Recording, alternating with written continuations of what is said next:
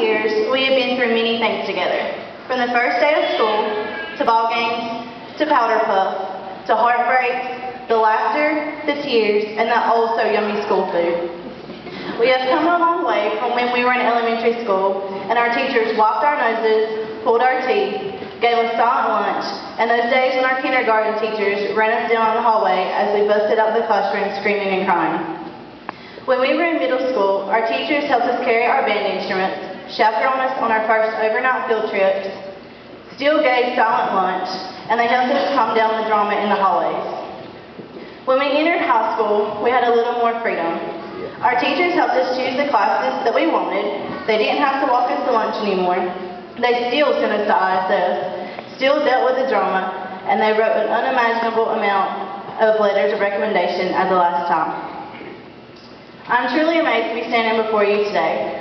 Some of you may be surprised to know that on my first day of kindergarten, I ran a class outside of Baton Elementary and refused to go back to the school. To think I cried on my first day because I didn't want to go, and now I cry on my last because it's over. But as Dr. Seuss once said, don't cry because it's the end, smile because it's a new beginning. However, I know the future holds many amazing things for us. Our dreams may vary as we move to college, to the military, or to the workforce. Whatever it is, or wherever we go, I know that the unknown is scary, but how can you know what lies ahead unless you reach out and grab it? So go out and try everything. If you fail, it's okay. How will we know the right way unless we've tried all the wrong ones?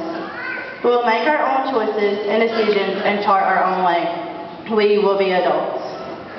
I would like to thank those people who helped me to get where I am. I would like to thank God, because without His guidance and loving mercy, I would not be here today. Thanks to my parents who stayed up in all the hours of the night with me as I cried over those AP classes.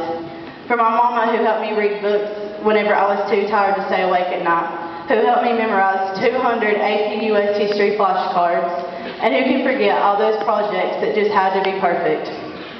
And for their inspirational sayings, such as my dad's favorite quote, "A man who grabs the cat by the tail learns the next lesson he could learn no other way." And the latest quote from my mom, "You know, Jesse, Ricky Bobby once said, if you're not first, you're last." Well, baby, that isn't true. If you're not first, you're salutatorian. Thanks, Mom and Daddy, for guiding me and supporting me through all that I have done. I love you guys.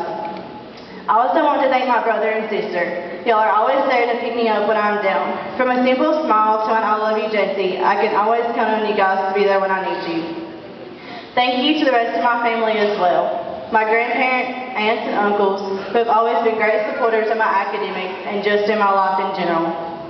I would also like to thank all of my teachers who believed in me and encouraged me to do my best. A special thank you to the families who took me in over like I was one of their own. They took me on vacations with them and went out of their way to make a special trip to Walmart to get me Hidden Valley Ranch dip mix or the ingredients to make a vegetable casserole. Mr. Roney, we would just like to say that we understand why you're leaving. I mean, they always say go out while you're on top, and let's face it, no other class that comes through West Caldwell will ever be this great. And you know no one will ever top those amazing office aides that you had this year. I would like to conclude with a poem that I wrote about our time here at West Caldwell. Well, guys, the day has come. It's finally here. We will receive our diplomas, and our families will cheer. Up the steps and across the stage, tonight Thomas and Jeremy are going to rage. From the time we were freshmen, we couldn't wait to be in these seats, looking like we do now, wrapped in big blue sheets. The tassel will turn from the right, and that will conclude this ceremony tonight. We will walk out those doors and our new journey begins, yet never to forget all of our wonderful friends. All of the parties and all of the ball games, all of the teachers and all of those frames. Meeting as strangers, becoming best friends, this is where that journey ends. Coming fall, we will be in many different places, not coming back to school to those same familiar faces. But as we end and this comes to a close, where we will end up, no one really knows. But what we will be, we will soon find out. Now it's time to give Mr. A.B. his shout out. Some of his words you may not know, but to the class of 2011, here we go.